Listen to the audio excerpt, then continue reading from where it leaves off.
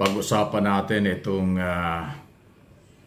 nangyayari at nangyari sa West Philippine Sea sa nakaraang administration under Duterte at kasalukuyang administration under President Marcos. Sa akin pong opinyon at analysis, mas may lakas ng loob, may tapang at may talino, may paninindigan si Marcos sa ngayon dahil kanyang ipinaglalaban ang karapatan ng Estado sa West Philippine Sea at hindi siya natatakot sa China, hindi siya bumigay sa China. Pinapairal pa rin ni Pangulong Marcos ang pagkakaibigan pero pinaninindigan atin ang exclusive economic zone. Kahit na may mga harassment na ginawa sa ating resupply ng mga pagkain tubig sa BRP Sierra Madre at sa mga mangingisda at iba pang karahasan, hindi sumuko at inilalaban ni Pangulong Marcos at ang ating gobyerno ang karapatan natin. Maliban dyan, nakipag-tie up pa siya sa maraming mga bansa sa mundo, especially sa Amerika and Japan, Australia at European Union para tayo suportahan sa ating karapatan. Yan ang kanyang matapang at matalinong desisyon at pagmamalasakit sa teritoryo ng ating bansa.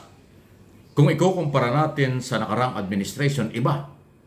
Si dating Pangulong Duterte, wala tayong narinig na ganyan. Walang harassment na nangyayari na tayo nababalitaan sa China dahil kasi ang lumalabas ngayon kahit anong pag-deny ni Duterte pero paulit-ulit naman sinasabi ng Chinese Embassy sa Manila at ng Beijing sa China na merong agreement sila kay Duterte. So, kung totoo na nakipag-agreement, ibig sabihin isinuko yung ating karapatan sa West Philippine Sea? Or pwede bang sabihin natakot din siya sa China kaya nakipag-ugnayan na lang kaysa sa halip na panindigan? O maaaring may iba pang dahilan? So sino ang mas katanggap-tanggap para sa kapakanan ng Pilipino? Ang di umano'y nakipag-ugnayan na nakaraang gobyerno o ang kasalukuyang gobyerno na naninindigan sa karapatan ng Pilipinas na atin ang West Philippine Sea? Yun po yung malaking pagkakaiba. Kayo, ano inyong masasabi? Walang away, walang personalan. Ang ating pinanghuhugutan dito ay base sa nangyari. Kasi kung yung magugunita sa 6 na taon na panunungkulan ng nakaraang administrasyon, wala tayong nakitang pagkundina at pagtutol sa mga ginagawa ng China sa West Philippine Sea. Okay? At kung totoo nga na merong agreement, ay yan ang ibang dahilan yan. Kaya nga aalamin.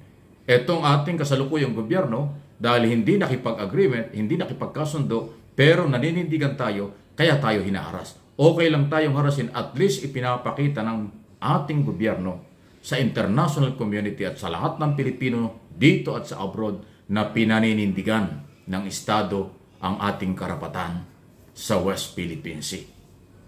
Mas maganda ito sa aking nakikita. Okay? Any comment? Okay lang po. Sunod. Gustong makipag-usap ni Pangulong Marcos kay Duterte at alamin kung ano talaga ang kanyang pinasok.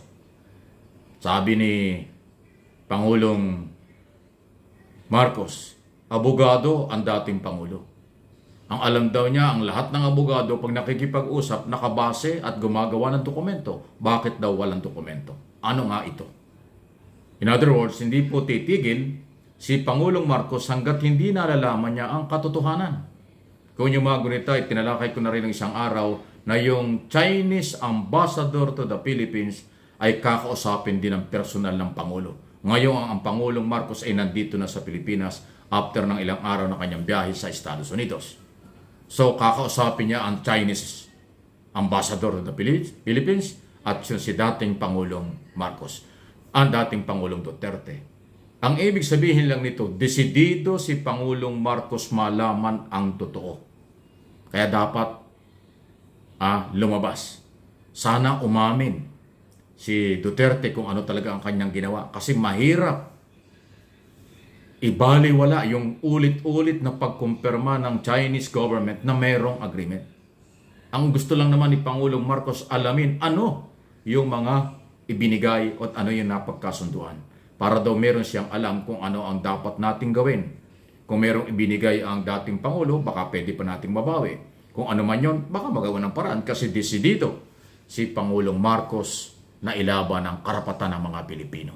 Kaya suportahan natin. Tama yan. Inuulit ko, may tapang at seryoso ang ating Pangulo sa isyong ito.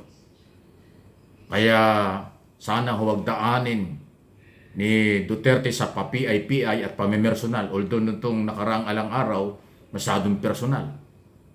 Sinabi ba namang second year college lang ang ating Pangulo? Anong kinalaman sa West Philippine Sea? Anong kinalaman sa isyo? So, iniiba yung istorya.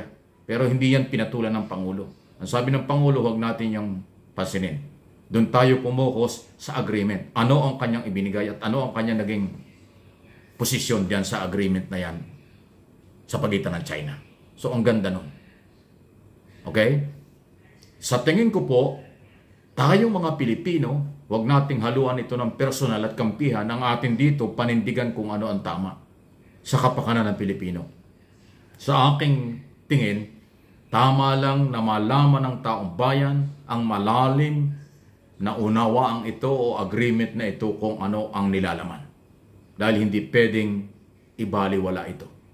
Ako naniniwala rin hindi ganyang katindi ang pagiging agresibo ng China kung wala silang pinangahawakan na naging pangako at kasunduan sa nakaraang gobyerno.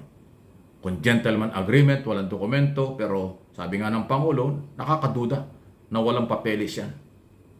Ano kaya yan? May nawala bang isla sa atin? May iba bang halaga at dahilan kung bakit may agreement? So ang lahat ng ito ay dapat malaman. Suportahan natin, naulit ko si Pangulong Marcos sa kanyang posisyon dahil itong kanyang ginagawa hindi para sa sarili niya, para sa ating bansa. At managot ang dapat managot. Sa tingin ko, pag ito'y napatunayang merong nawala sa atin o naging argabyado tayo sa agreement na yan, merong pananagutan ng nakaraang gobyerno, dapat kasuhan. Kung anumang kaso, bahala na ang legal counsel ng ating administrasyon. Kaya nga meron tayong mga Solicitor General, meron tayong Department of Justice, meron Foreign Affairs Secretary, kung ano-ano, sila nang bahala, ipapaubayan natin kung ano ang kailang gagawin. Dahil hindi biro ito. At putok itong balitang ito sa buong mundo, hindi lang sa Pilipinas. Kaya pati ang malalaking bansang kaalyado natin, naghahanap din ng kaliwanagan. Ano itong pinasok na agreement na ito? Naku, ang laking problema nito.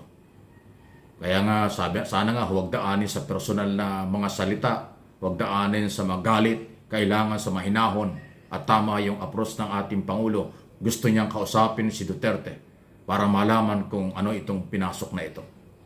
Hindi naman siya kakausapin para pagbintangan, hindi siya kakausapin para kung ano, kakausapin siya bilang dating Pangulo, bilang Pilipino at ihayag niya ang totoo para malaman ng taong bayan. Abangan, mahaba na itong isyong ito. Magdidebate na naman at magkakaroon naman po ng kampihan dyan ng mga taga-suporta. Pero ako naniniwala, ano man ho ang mangyari, ang kapakanan ng Pilipino ang dapat mangaibabaw.